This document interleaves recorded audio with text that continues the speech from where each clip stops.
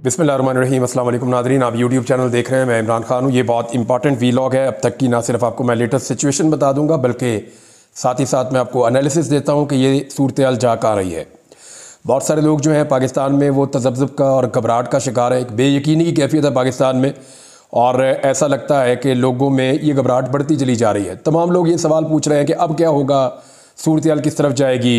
एक अजीब जो है वो पाकिस्तान में कन्फ्यूजन पैदा हो चुकी है, जबकि रियासत और अपोजिशन दोनों जानिब से दोनों भी एक कदम पीछे हटने के लिए तैयार नहीं है। मैं कुछ चीज़ें पहले आपको क्लियर कर दूं कि ये कुछ अल्फाज इस्तेमाल किए जा रहे हैं सियासी जमात के लिए, यानी फसादी का लफ्ज़ इस्तेमाल किया जाता है, फितना का लफ्ज़ इस्तेमाल किया जाता है, मुल्क दुश्मन का लफ्ज़ इस्तेमाल किया जाता है, लफ्ज़ बलवाई को बहुत इस्तेमाल किया जा रहा है, शरपसंद, दहशतगर्द, मुल्क के दुश्मन। ये सारे अल्फाज इस्तेमाल करने वालों को मैं सिर्फ ये कहना चाहता हूँ कि ये एक्चुअली इंसानों का गोश्त खाने वाले गिद्ध बन चुके हैं।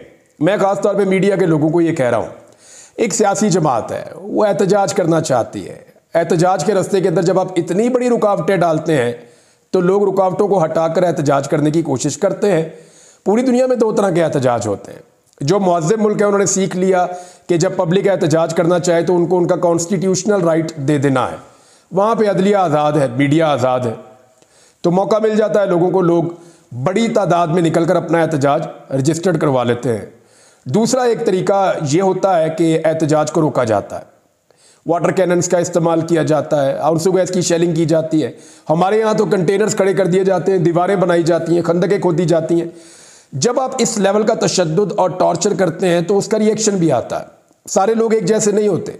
जब हज़ारों लाखों लोग निकले होंगे तो उनमें कुछ लोग जो है वो रिटेलिएट भी कर जाते हैं, और ये बात रियासत ने समझनी होती है। एहतजाज करने वालों के अपने मकासद होते हैं। वो जब एहतजाज करने निकलते हैं तो वो अपने मकसद के हुसूल के लिए, अपने नज़रिए के लिए निकलते हैं। और नॉर्मली लोग पाकिस्तान में जो एहतजाज करते हैं, जो पाकिस्तान की हिस्ट्री रही है, वो लोग होते थे जो खाने पीने के लिए या चंद पैसों के लिए एहतजाज में शामिल हो जाते थे। लेकिन अभी सूरत हाल मुख्तलिफ है, लोग नज़रिए के लिए निकल रहे हैं। तो रियासत को मुख्तलिफ लोग मिले हैं और रियासत इनको नॉर्मल लोगों की तरह डील करने की कोशिश कर रही थी, लेकिन लोगों ने बहुत मार खाई है। पाकिस्तान तहरीक इंसाफ की ये बहुत बड़ी कामयाबी है कि उन्होंने अपने कारकुनों को पुरअमन रखा। लेकिन एक अफसोसनाक वाक़े में, क्योंकि देखें जब लगातार आंसू गैस की शेलिंग होती है और पथराव होता है तो लोग उसकी जद में आते हैं। जहाँ बहुत सारे कारकुन अस्पतालों में पहुँचे, वहाँ पुलिस वाले भी पहुँचे। एक पुलिस वाला जहाँ बक भी हुआ है, और ये कहा जा रहा है कि ये किसी का पत्थर लगने से इनकी मौत हुई है। ये जहाँ बक हुए हैं पुलिस वाले इस्लामाबाद से।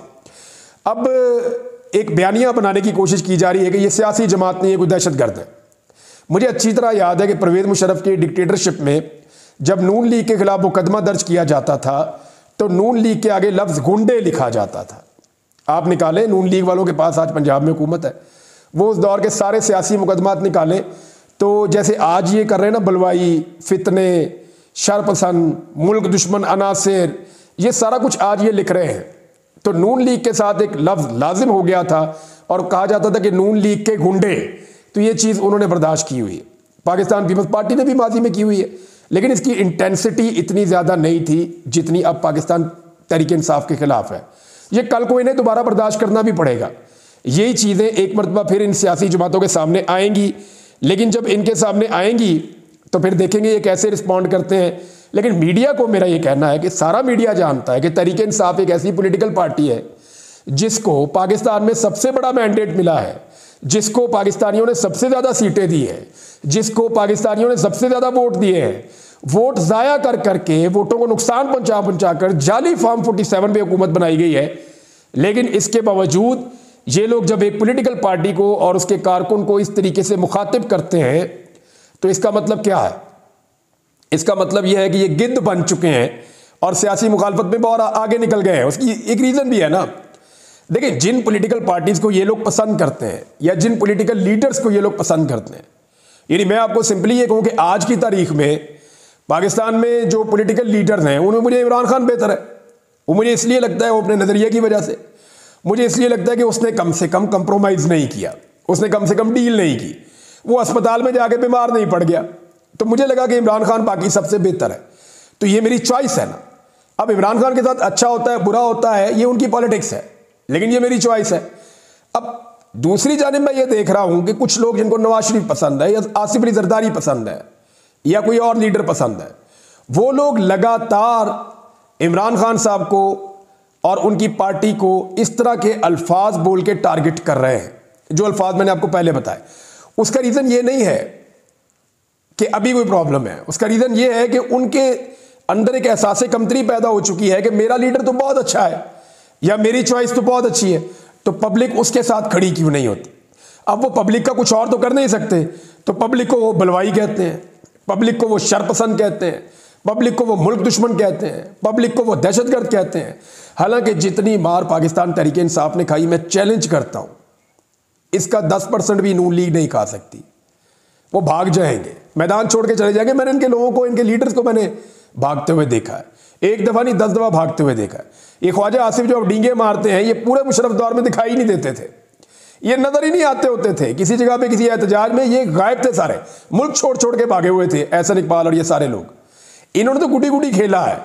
यानी जनरल बाजवा के दौर में इनको हल्का फुल्का गिरफ्तार करके फुल प्रोटोकॉल दिए गए थे, उन प्रोटोकॉल्स के अंदर ये आते और जाते थे और इंजॉय करते थे। उस जेल में और इस जेल में फर्क है। इनके मुंह पे कभी काले कपड़े नहीं डाले गए, इनको कभी उल्टा लटका के नंगा नहीं किया गया, ना इनके ऊपर कभी करंट लगाया गया, ना इनको 3rd डिग्री का इनके ऊपर इस्तेमाल हुआ। वो पाकिस्तान तहरीक इंसाफ ने वो सारा कुछ बर्दाश्त किया है। इसके बावजूद देखें, किसी भी पॉलिटिकल पार्टी के वर्कर्स के साथ ये होगा तो वो रिटेलिएट करेंगे, लेकिन एक हद तक वो बर्दाश्त कर सकते हैं। मेरे ख्याल में तहरीक इंसाफ के कारकुनों ने बर्दाश्त की इंतहा की है।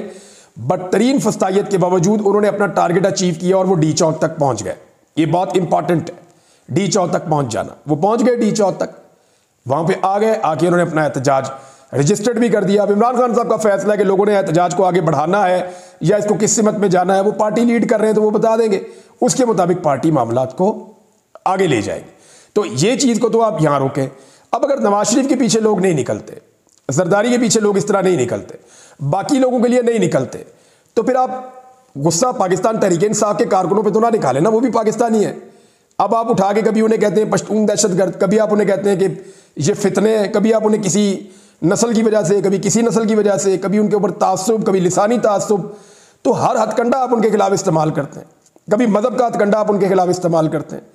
तो ये ना सिर्फ बदकिस्मती है बल्कि ये बुरी बात है, ऐसा नहीं होना चाहिए। कम से कम मीडिया को ये चाहिए कि एक पॉलिटिकल पार्टी को पॉलिटिकल पार्टी की तरह ही डील करे।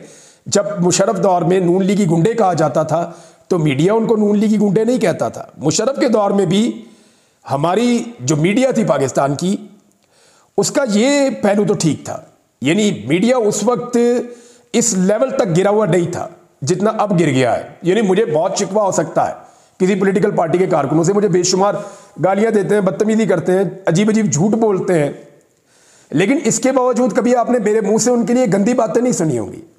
कभी मैंने उनको कोई इस तरह के खिताब देकर नहीं बुलाया होगा, फैक्ट्स के ऊपर बात की होगी, 10 दफा की होगी, लेकिन मैंने किसी को उल्टे नाम से नहीं बुलाया होगा। तो ये बाकी मीडिया को भी इस बात का एहसास करना चाहिए कि वो ऐसा ना करें। नाज़रीन, इस वक्त की जो सबसे बड़ी मुश्किल है और जो सबसे इंपॉर्टेंट चीज़ है उसकी तरफ आ जाते हैं, वो है आईनी तरमीम। अली अमीन गंडापुर की बाजियाबी कोई बड़ा मसला नहीं है, 1 2 3 4 5 6 7 8 10 दिन मैक्सिमम इतना टाइम ही रखा जा सकता है। तो अल्टीमेटली अगर गवर्नर राज लगा भी दिया तो थोड़े अरसे में अली अमीन गंडापुर सब बाहर आ ही जाएंगे। वो कोई इतना बड़ा मसला नहीं है। यानी ये है तो बहुत बुरा जो मिसालें कायम हो रही हैं। कल को मुझे पता है कि PMLN पीपल्स पार्टी अपने आप को इससे अलग कर लेंगे और पाकिस्तानी इदारों के गले ये वाली बदनामी हमेशा के लिए चपक जाएगी कि एक वज़ीर आला को 1 महीने में 2 मरतबा लापता कर दिया गया। देखें, जो पॉलिटिकल पार्टीज होती है ना, वो अपना बयानिया बना ही लेती हैं, आज नहीं तो कल बना लेती हैं। जो लोग भुट्टो के अंदर होने के ऊपर खुश हो रहे थे ना, बगले बजा रहे थे, इंजॉय कर रहे थे, वो सहाफ़ी बाद में भुट्टो की हमायत में लिखते और पढ़ते रहे और बोलते रहे। जो लोग शेख मुजीब के खिलाफ थे वो बाद में उनके हक में भी बोलते लिखते और पढ़ते रहे सानिया हो जाने के बाद। तो जो सियासी जमातें हैं या सहाफ़ी हैं, वो कहीं ना कहीं आकर अपना बयानिया बना लेते हैं, इदारे नहीं बना पाते। इदारों का ये काम नहीं होता ना। सियासी जमातें अपने आप को निकाल लेती हैं क्राइसिस में से, अपना बयानिया बना लेती हैं। कल को ये जमातें इस सारे सिचुएशन को, इन सारी चीज़ों को डिसोन कर देंगी और ये कहना शुरू हो जाएगी हमें अफसोस था, ये हम कुछ कर नहीं पा रहे थे। लेकिन इदारे इस दलदल में फंस जाएंगे और बहुत बुरी तरह फंस जाएंगे और उनका रिकॉर्ड ना सिर्फ ख़राब हो जाएगा बल्कि बहुत ज़्यादा ख़राब हो भी गया है। क्योंकि ये पाकिस्तानी मीडिया चाहे इसको रिपोर्ट ना करे, लेकिन इंटरनेशनल मीडिया इसको भरपूर कवरेज दे रहा है। कहाँ कहाँ पे दे रहा है? देखें, मैंने जो अभी तक देखा, अल जज़ीरा पे, वाशिंगटन पोस्ट में, DW न्यूज़ पे, चाइना के मुख्तलिफ अखबारात हैं और मुख्तलिफ उनके जरीदे हैं, वहाँ पे लिखा जा रहा है, रॉयटर्स के ऊपर, AFP के ऊपर, गल्फ टुडे के ऊपर, और जो अरब अखबारात हैं मुख्तलिफ उनमें, तुर्किश अखबारात हैं उनमें, जो इंडियन अखबारात हैं उनमें, यूरोप में, अमेरिका में, हर जगह पे इसकी कवरेज हो रही है पाकिस्तान तहरीक इंसाफ के एहतजाज की। तो आलमी मीडिया इसकी कवरेज कर रहा है, पाकिस्तानी मीडिया जो है वो मजबूर भी है और वो कवरेज नहीं कर रहा। निज़ाम ने ऐसा लगता है कि ज़िद पकड़ी हुई है कि इन्हीं ख़ानदानों को इक़्तिदार में रखना है जो पाकिस्तानियों की नज़र में सारी खराबियों के लिए ज़िम्मेदार है, और इनकी खराबियों की निशानदेही भी ये निज़ाम खुद करता रहा है। ये भी एक बहुत बड़ी हकीकत है। आज निज़ाम उनके साथ खड़ा हो गया, लेकिन पाकिस्तानियों ने उनके साथ खड़े होने से इनकार कर दिया है। पाकिस्तानी इदारे जो गलतियां कर रहे हैं इसका खुमियाजा उन्हें भुगतना पड़ेगा, और ये जो सियासतदान है ये बड़े आराम से पल्लू छुड़ाकर निकल जाएंगे। ये मैं फिर बता रहा हूँ, पहले भी कई दफ़ा कह चुका हूँ। अब आ जाए एक मामले पे कि ये सब इस वक्त क्यों हो रहा है। गंडापुर साहब, मैंने आपको कहा बाहर आ जाएंगे, इमरान खान साहब आज नहीं तो कल वो भी बाहर आ जाएंगे। ये जितने कारकुन गिरफ्तार हुए पहली दफ़ा तो नहीं हुए, पहले भी हुए थे। तहरीक इंसाफ के 10,000 से ज़्यादा कारकुन गिरफ्तार हुए थे, अब 1,000 1,500 और हो गया, ये भी बाहर आ जाएंगे। सहाफ़ियों पर तशद्दुद पहले भी हुआ था, अब भी हो रहा है, ये जख्म भी भर जाएंगे। ये सारी चीज़ें ठीक हो जाएंगी, लेकिन अगर एक चीज़ ऐसी है जो हो गई तो वो ठीक नहीं होगी। उसको ठीक करने के लिए फिर हो सकता है कि बहुत लंबा अरसा, हो सकता है सालों तक इंतज़ार करना पड़े, और वो है आईनी तरमीम। इस वक्त सबका फोकस आईनी तरमीम पे होना चाहिए, अपोजिशन का फोकस भी इस वक्त आईनी तरमीम पे होना चाहिए, और हुकूमत का पूरा फोकस इस वक्त है ही आईनी तरमीम पे। मैं आपको बता देता हूँ कैसे। ये जितने MNA हैं ना पाकिस्तान तहरीक इंसाफ के, जिनको काबू करना है और उनसे वोट लेना है बाजू मरोड़ के ज़बरदस्ती करके, इन सबको महफूज किया हुआ था अली अमीन गंडापुर ने, और अली अमीन गंडापुर इस वक्त खुद गैर महफूज हो चुके हैं। तो इस वक्त 3-4 लोगों की बड़ी अहम रिस्पॉन्सिबिलिटी है। एक फैसल अमीन गंडापुर जो अली अमीन के भाई भी हैं और मेंबर कौमी असम्बली भी हैं, बैरिस्टर गोहर, उनकी रिस्पॉन्सिबिलिटी है, और स्पेशली जो नाम अब मैं लेने लगा हूँ, उमर अयूब साहब। उमर अयूब साहब की भी एक जिम्मेदारी है कि वो अब कुछ भी करके जो MNA जिनको अली अमीन गंडापुर ने महफूज किया था उनको बिल्कुल महफूज रखें, और कम से कम 25 तारीख तक, जब तक काजी फायद ईसा साहब रिटायर नहीं हो जाते, तब तक के लिए इस आईनी तरमीम का रास्ता हर हाल में रोकें। अगर ये MNA उनके हाथ से निकल गए तो खेल उनके हाथ से निकल गया, और ये आईनी तरमीम हो गई तो फिर ये बहुत लंबे अरसे के बाद जाकर रिवर्स हो सकेगी, और हो सकता है फिर इसको रिवर्स करना मुमकिन ना रहे, क्योंकि सूरत-ए-हाल का कोई पता नहीं होता। तो सबसे मेन चीज़ और मेन फोकस पाकिस्तान तहरीक इंसाफ का अगर होना चाहिए तो वो आईनी तरमीम वाले मामले के ऊपर होना चाहिए, क्योंकि जो MNAs हैं उनके ऊपर अब अटैक शुरू कर दिया गया है। आदिल बादशाही, आप जानते हैं, ये पाकिस्तान तहरीक इंसाफ के वोटों से MNA बने, इन्हें नून लीग का बयान अल्फी लेने पर मजबूर किया गया, इन्होंने दे दिया। ये नून लीग के लिखे हुए MNA हैं, इनके ऊपर कोई रेफरेंस कभी दायर नहीं किया गया। लेकिन गुज़िश्ता दिनों जब ये गायब हुए, गायब क्या हुए, मुझे पता है कि ये खैबर पख्तूनख्वा की हुकूमत से इनका राब्ता था। इन्होंने कहा जी कि मैं PTI के खिलाफ कभी वोट नहीं डालना चाहता, और उन्होंने इनको सिक्योर कर लिया। जब वो महफूज मुकाम पर पहुंच गए तो उसके बाद अब इनके प्लाजे गिराए जा रहे हैं क्वेटा में, जो पहले नहीं गिराए गए। इनके ऊपर रेफरेंस दायर किया गया जो पहले नहीं किया गया। इनके भाइयों के और ख़ानदान के ऊपर जो है वो शिकंजा कसा जा रहा है कानून का, जो पहले नहीं किया गया। कल तक ये बहुत अच्छा था, आज ये आईनी तरमीम के हक में वोट नहीं डाल रहा, तो ये गंदा बच्चा बन गया है।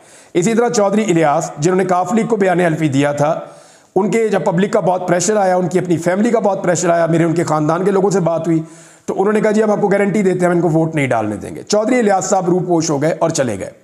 अब उनके ख़ानदान को और उनको भी जो है वो स्क्रू किया जा रहा है, और उनके ऊपर दबाव बढ़ाया जा रहा है कि कुछ भी करके उनको वापस लाया जाए, और लाकर उनसे भी आईनी तरमीम के हक में वोट लिया जाए। इसी तरह जो बाकी MNAs हैं, उनकी इतलात आ रही है कि कुछ लोगों को पकड़ा जा रहा है, गिरफ्तार किया जा रहा है। तो इस वक्त रियासत अपनी पूरी ताकत लगा रही है आईनी तरमीम करने के लिए, लेकिन इस आईनी तरमीम के लिए रियासत को जो वोट चाहिए वो वोट पाकिस्तान तहरीक इंसाफ के हैं। तो तहरीक इंसाफ को अपने वोट हर हाल में महफूज बनाने हैं। फजल रहमान साहब ने कहा जी कि मेरे बंदे नहीं वोट डालेंगे, लेकिन 2 बंदे उनके डालेंगे।